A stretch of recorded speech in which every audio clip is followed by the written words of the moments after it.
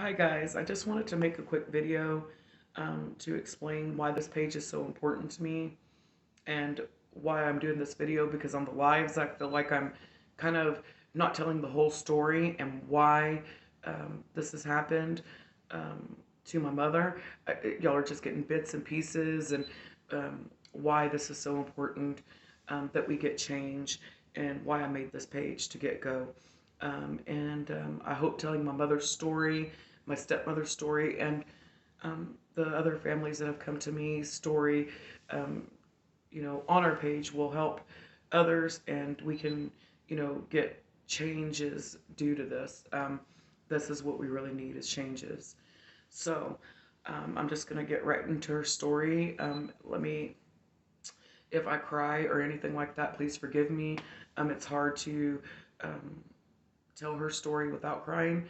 Um, but I'm gonna do the best I can, and then that way, when I do go on lives and stuff like that, people can understand. Go back to this video and see what happened to my poor mom, okay, and my stepmom. So I lost two parents during the pandemic.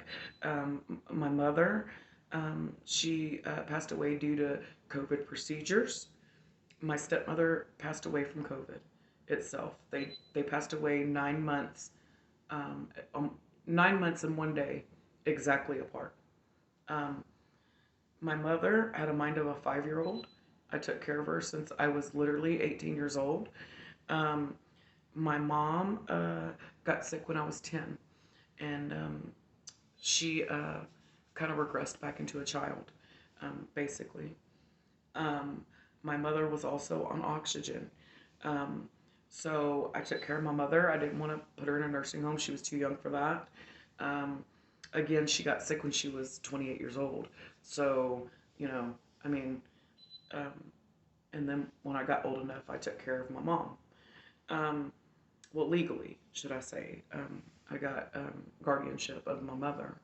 Um, so my mom couldn't do legal forms or anything like that by herself.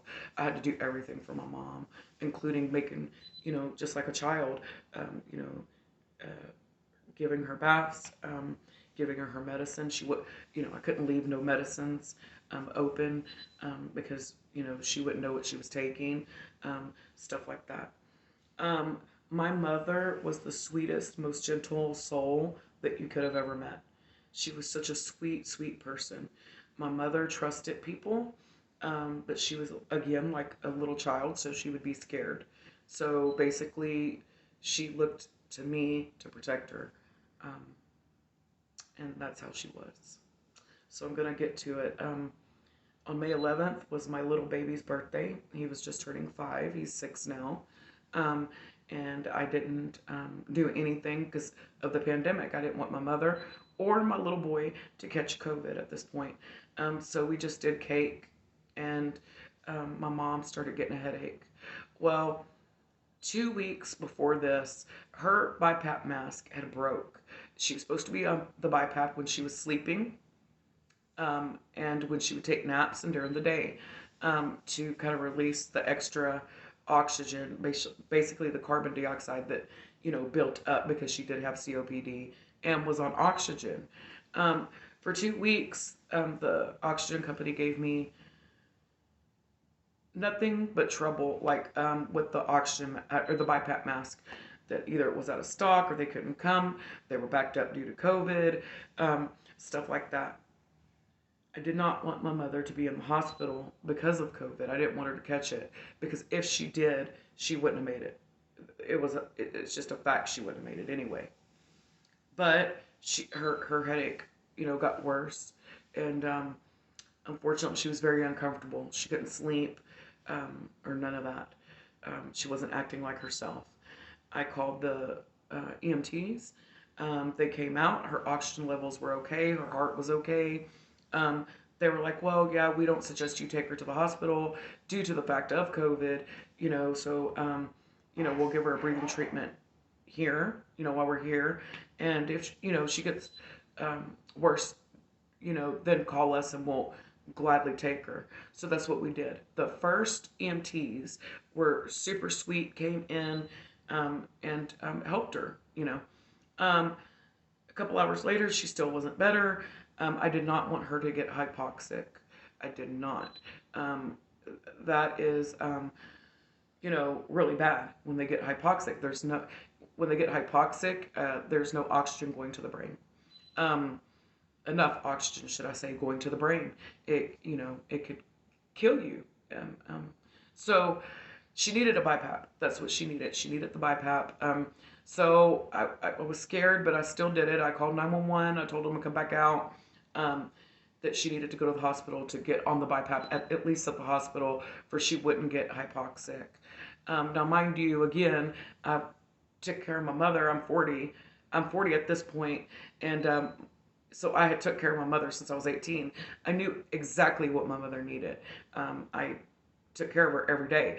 I knew what her baseline for her oxygen was, all that stuff. I did steroids, breathing treatments, everything I could for her not to go to the hospital. But I knew, her headache was a sign of her being, getting hypoxic. So I called 911 again. They came out. This time it was probably about the firefighters came out first. It was about 10 of them out there um, waiting for the EMTs. They didn't come in the house, okay? The EMTs finally came, and one EMT, one, came in the house because they were scared that she had COVID due to her having breathing issues. And I kept on explaining to them there was no possible way at this point my mother had COVID because I had been extremely careful. I mean, so extreme that when I would go to the grocery store to get food and stuff that we needed, I would change my clothes. And then before I came in the house, not even go by her, wore the mask, did everything they suggested us to do, go take a shower, sanitize my hands, everything that I could do for my little boy that's asthmatic and my mother would not catch COVID. Okay?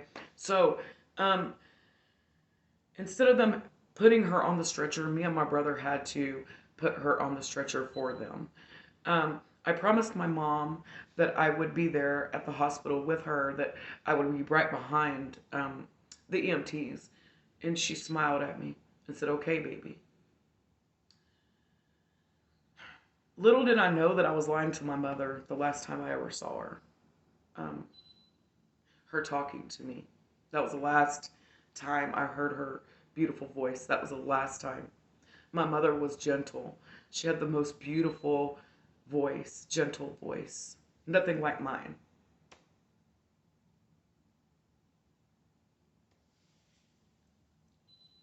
Sorry.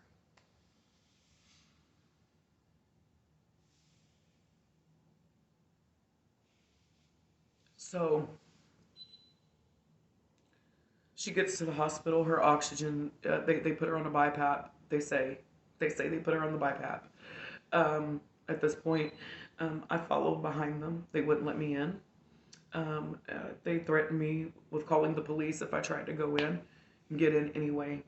And you couldn't get in because they wouldn't allow, like, literally there was two people standing there that would not allow nobody inside the hospital. Um, so I stayed out in the parking lot. I kept on calling to check on my mom. They said that they had her on the BiPAP and that she was fine and she was responding. She was talking even to them. Well, I go home because I couldn't be in there, and I'm calling and checking on her, and the nurse, at this point, he sounds like he's getting, aggravated with me, and I didn't care. I really didn't care. If I knew what I know now, I would have went to jail. I would have went to jail. If I could have just saw her and been there with her, I would have. And I wish with all my heart that I would have forced myself to go in there. There's a lot of things I would have did different. I regret even sending her to the hospital. Um, so anyway, at 1:15 in the morning, I couldn't sleep. I called back to check on my mother. The nurse said, "Hold on, I'm gonna get the doctor." Finally, finally. on the phone. He got on the phone and he said, I just wanted to let you know that we ventilated your mother. I said, well, why? Did she crash? Did she code? What happened? Why did you put her on the ventilator? Um, Now, mind you, when they got COPD, they're not supposed to be on the ventilator too much. They do everything that they're supposed to do, everything they can before ventilating them, um, due to them, their lungs already being, um, I guess, not contracting enough, whatever, COPD, right? So, I was really upset about that already. And I was like, why though? He said it was procedure. He said they ventilated her and then did a COVID test on my mother, and I'm like, well, she don't have COVID. She just needed a bypass. She does not have COVID, sir. He was like, well, it's procedure. This is what we do. Um, I asked him, I was like, well, surely you're not going to put her on the COVID floor. He said, well, I'm not sure about that. I'm not sure, where they're going to put her, but for sure in ICU. So I couldn't sleep that night. I was checking on the portal. I had made the portal for I could check on her through the portal. They only update once in a while on the portal. At 7:15 in the morning, I called, and sure enough, she was in the COVID unit. I was so upset about that. I was like, why is she on the COVID floor? I do not want her catching COVID. You don't understand. She does not have COVID. The nurse is telling me this is procedure, that this is what they do first. They always treat for COVID first. Then they will treat the underlying condition if they test negative for COVID. I'm not under. I could not understand why he was telling me this. It was just making me madder and madder. And I'm like, well, today is the day. If y'all don't tell me what's going on with my mom, I don't care what y'all do to me. I'm gonna see my mother. So now, mind you, the doctors on the floor hadn't called me yet. And so finally, the doctors call me, and they're like, well, your mother's already doing better. We expect to take her off the ventilator tomorrow. She'll be home with you by the end of the week. Don't worry. She's fine. This is all procedures that we're doing. She's doing a lot better. Um, and I'm like, oh, okay. So that gave me I guess, a sense of peace at one point, that, my mom would be home with me is what I'm thinking by Friday. This was on a Monday that this happened. This is Tuesday morning already that I'm talking about, right? So I'm thinking, okay. I was like, but I need to see her. And the doctor said, well, we can do a video call and you can see her. Um, so they video called me and let me see my mom. My mom was responding to my voice. She was opening her eyes a little bit and responding, for me, looking for me, with my voice. And I told her everything was going to be okay and that I loved her and that I would be up there to hold her hand soon and all that. But she looked really groggy, and so I assumed she was under sedation, but she wasn't. She wasn't. Come to find out, she wasn't under sedation at this point. They had only sedated her the night before. Um, so anyway, mind you, when she first went in, her brain looked good.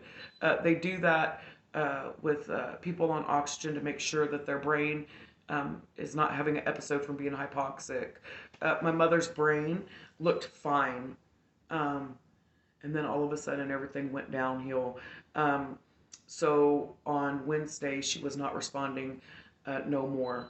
The nurse told me that she had opened her eyes, she was looking around, and then closed her eyes.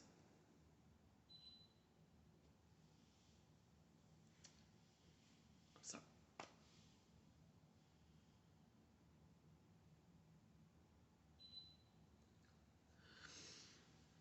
so I don't know if she was looking for me. She was scared. What was she thinking? What was she thinking? I'll never know. I'll never know if she was looking for me because I couldn't hold her hand and tell her I love you and I'm here like I was every other time. She never opened her eyes again. She never opened her eyes again. Somehow her brain basically exploded during that time. from the transfer from the COVID unit to the regular ICU unit. Between that time, her brain basically exploded and went inside a slit in her neck. They cannot explain what happened to her. They cannot tell me what happened. The doctor said nothing about her condition should have caused that. They said that her brain looked like somebody shot her in the back of the head with a shotgun, close range, or a crane hit her full force in the head.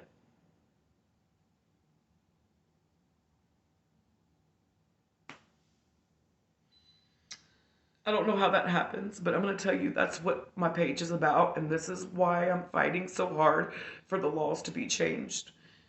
Because that shouldn't have never happened. I should have been able to be there with my mother, hold her hand, and tell her everything's going to be okay. There's a lot of people that have died during this pandemic by themselves, without their loved ones. Their loved ones, like me, heartbroken because we couldn't be there for our loved ones, and only the Lord knows what happened to them really. They still can't explain to me what happened to my mom. But when they ventilated her, I got her medical records. When they ventilated her, her oxygen levels were to 95, 98%. No need for ventilation. She just needed a BiPAP. Her baseline was always high, extremely high, as a matter of fact. What would kill us, she lived with, because that's how her body adapted to her illness. So this is why I made this page, and this is why this page is so important to me, is I'm fighting for change from state levels all the way to federal level.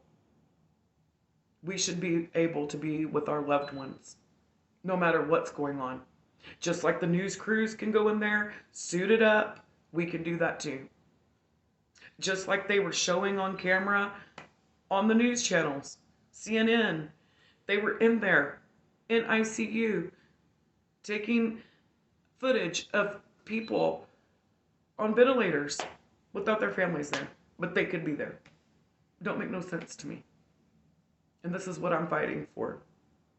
My whole time since my mother has passed away, I've been fighting, talking to lawmakers, fighting for change. For that way, at least our loved ones, I can never bring my mother back. Nothing's ever going to bring her back to me. Nothing's going to bring my stepmother back to me. But maybe somebody wouldn't have to feel the way I'm feeling right now. Because I have no peace. No peace. And I'm fighting for the people that can't fight for themselves. That's what I'm fighting for. And this is what this page is about. My mother was brain dead. So when I got to finally see her, she was gone. I didn't get to hold her hand while she was passing away. I couldn't comfort her. I don't know what they did to her. She was able to save 3 lives because we did organ donation. That was the only thing that I knew to do to help somebody else. And I thought that would make my heart feel better.